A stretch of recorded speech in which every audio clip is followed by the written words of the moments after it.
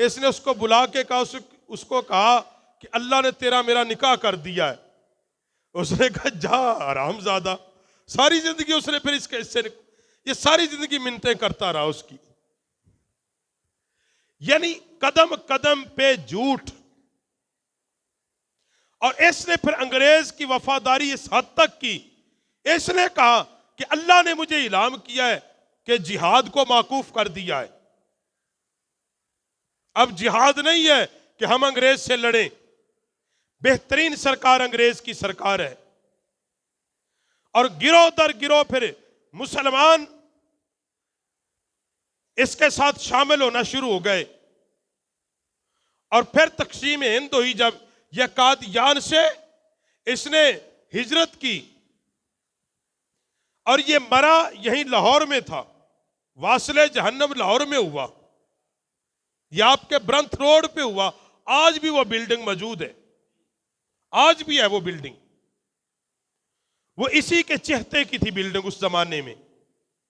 وہیں wash room میں واصل جہنم ہو گیا، اور اس کو اٹھا کے پھر قادیان لے کے گئے، کیونکہ گرداسپور میں یہ پیدا ہوا تھا، اور قادیان اس نے اپنا مرکز بنایا، اور اس نے کہا قادیان ویسے ہی ہے جیسے مسلمانوں کے لیے مکہ المکرمہ ہے۔ اس کے روحانی خزائن اس کی کتابوں میں یہ باتیں لکھی ہیں۔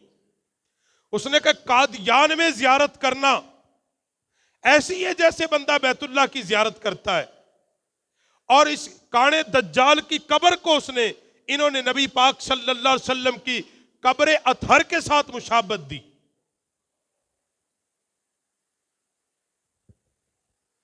یہ میں نے اس کا اجمالی خاکہ چند لفظوں میں آپ کے سامنے رکھ دیا، ورنہ تکلیف کیا کریں کتابیں پڑھنے کی۔ ہمارے بزرگوں نے بڑی محنت کی ہے، بڑی کتابیں لکھی اس موضوع پر، مگر مسئلہ یہ ہے کہ ہمیں پڑھنے کی عادت نہیں ہے۔ ہمارے علماء نے بڑی محنت کر کے کتابیں لکھی ان موضوعات پر، وہ پڑھا کرے خرید کے۔ اب کیوں ضروری ہے؟ عقیدہ ختم نبوت ہے کیا؟ میں یہ اکثر بات کرتا ہوں، یہ بات یاد رکھو، یہ جتنے بھی ہیں مرزائی، ان کے اب کئی گروپ ہیں۔ ایک ان میں لاہوری گروپ، لاہوری گروپ، یہ آپ کہیں کہیں جائیں گے اب یہ لکھنا شروع ہو گئے ہیں اپنی دکانوں کے باہر بھی، یہ لاہوری گروپ سے تعلق جی مارا۔ بیسک یہ وہ ہے کہ جو دجال کے مرنے کے بعد یہ دو گروپ بنے، کیونکہ دونوں چاہتے تھے کہ ہمیں خلافت ملے، ہم اس جماعت کے سربراہ بنے۔ جب نہیں بنایا گیا ان میں سے ایک گروپ علیحدہ ہوا، اور اس نے اپنا نام رکھ لیا لاہوری گروپ۔ اس نے اپنا نام رکھا اور اسی نام سے وہ پرچار کرتا رہا، اور آج بھی وہ الگ ایک گروپ ہے وہ بھی مرزائی۔ کچھ اپنے آپ کو کہتے ہیں کہ ہم مرزائی نہیں، ہم احمدی ہیں، ہم احمدی مسلمان ہیں۔ وہ یہ کہتے ہیں ہم احمدی مسلمان ہیں، کہ دیکھو جس طرح ایک بریلوی مسلمان ہے، ایک سنی مسلمان ہے، ایک وہابی مسلمان ہے، ایک شیعہ مسلمان ہے، ایک دیوبندی مسلمان ہے، کہتے ہیں ہم احمدی مسلمان ہیں۔ وہ برملا یہ کہتے ہیں، اور یہ باتیں وہ آپ کی بالخصوص جو یونیورسٹیاں ہیں، کالج ہیں، یہ اوپر کا جتنا طبقہ جہاں سے ہماری نوجوان نسل نکلے گی اور پھر وہ ملک کے کنٹرول سنبھالے گی، وہ ادارے، وہ تعلیمی ادارے کہ جن سے نوجوان پڑھ کے نکلیں گے وہ ملک کے بڑے بڑے اداروں کے سربراہ لگیں گے،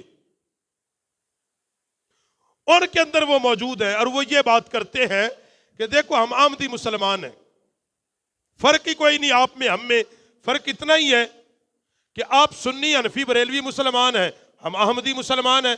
ہم مرزے کو بس ایک نیک بندہ سمجھتے ہیں، جس طرح تم اپنے بزرگوں کو سمجھتے ہو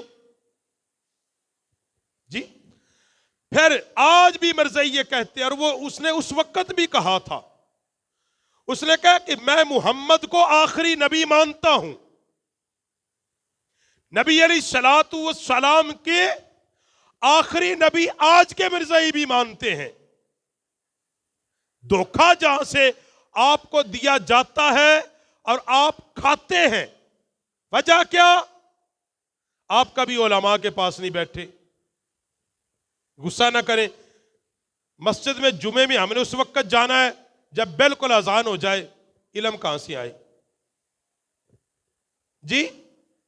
مولوی کو ہم ایسے دیکھتے ہیں جیسے گانو ٹیکا لگا ہوئے وہ مار دیے. حقیقت ہے، یہ دکھ کی باتیں ہیں، یہ ہنسنے کی نہیں، یہ رونے کی باتیں ہیں. جب ہم نے علماء کو کمیوں سے بھی نیچے سمجھا ہوا ہے، دین کہاں سے ہے تمہارے پاس جی؟ مولوی تو ہم نے اس لیے رکھا ہوا، کوئی فوت ہو جائے جنازہ پڑھا دینا ہے جی، کوئی شادی ہو تو نکاح پڑھا دینا ہے، اس لیے ہم نے مولوی رکھا ہوا ہے. جیسے باقی کاموں کے لیے لوگوں نے کام والے رکھے ہوتے ہیں، حالانکہ مولوی اس لیے نہیں ہوتا. مولوی اس لیے ہوتا ہے کہ وہ تمہیں تمہارا دین سکھا دے.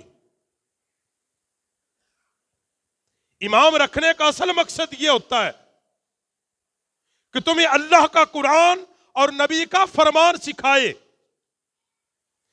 نکاح تو ہر بندے کو پڑھانا آنا چاہیے، اپنی بیٹی کا خود پڑھائے. جنازہ ہر بندے کو پڑھانا آنا چاہیے. بات کو سمجھے.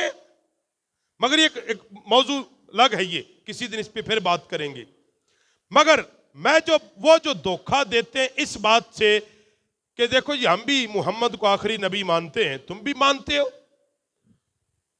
ہم صرف یہ کہتے ہیں کہ مرزا جو ایک نیک بندہ ہے، یا حضور کے بعد وہ مسیح موعود ہے.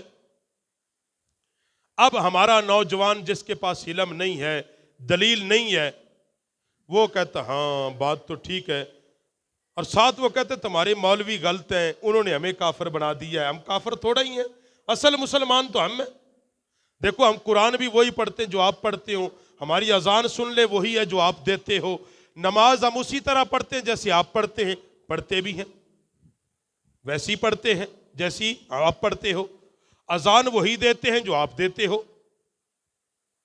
وہی قرآن پڑھتے ہیں جو آپ پڑھتے ہو. پھر کافر کیوں؟ پھر کافر کیوں؟ یہ ان کا سوال ہوتا ہے. پھر کافر کیوں؟ پھر کافر اس لیے کہ جب میرا محمد آ گیا، اللہ نے فرمایا ما کان محمد ابا احد من رجالکم ولکن رسول اللہ وخاتم النبیین. یہ پہلی دلیل. اللہ نے فرمایا مصطفیٰ آخری نبی ہیں، محمد کے بعد کوئی نبی آ سکتا.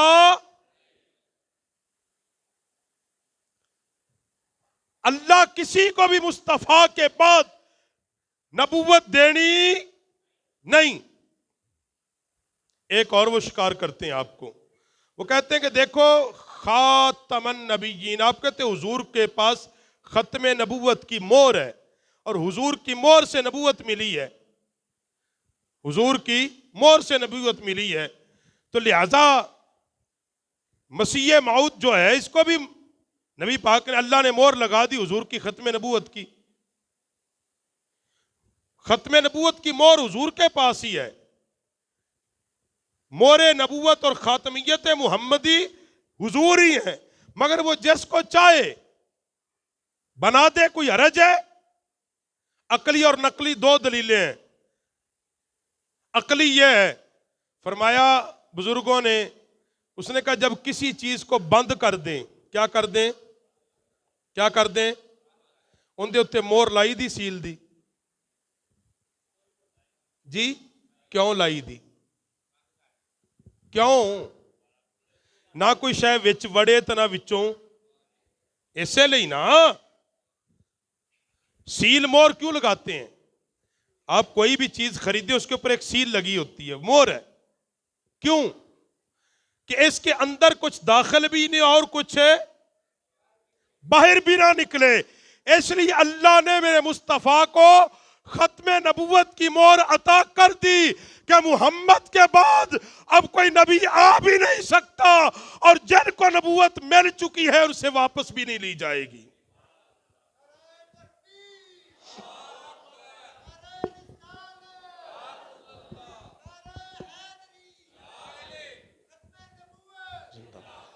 اب یہ ہے حضور کی ختم نبوت کا